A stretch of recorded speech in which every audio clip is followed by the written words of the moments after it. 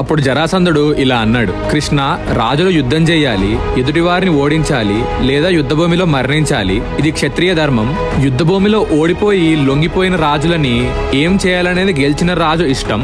అది అతడి హక్కు. నేను క్షత్రియ ధర్మం పాటిస్తున్నాను. యుద్ధంలో ఓడిపోయిన వారినే రుద్రుడికి బలిస్తున్నాను.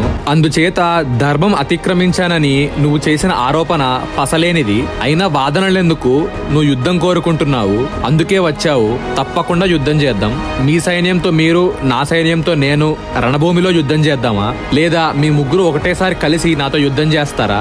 మీరే తేల్చుకోండి. మీరు ఎలా యుద్ధం చేస్తానన్నా నేను సిద్ధం అని అన్నాడు. అప్పుడు కృష్ణుడు, జరాసంధ, మా ముగ్గురులో ఎవరితో ద్వంద్వ యుద్ధం చేస్తావు నిర్ణయించుకో అని అన్నాడు. జరాసంధుడు భీముడి వైపు చూసి ఇలా అన్నాడు, భీమసేన, నువ్వు ప్రసిద్ధుడు అయిన బలశాలివి.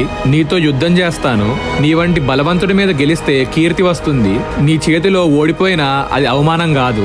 అల్పబలమున్న కృష్ణార్జునులతో యుద్ధం చేసి గెలిచినా అదేమి గొప్ప గర్వకారణం కాదు. అలా కాక వాళ్ళ చేతిలో ఓడిపోతే ఆ జరిగిన అవమానం భరించడం నా వల్ల కాదు అని అన్నాడు.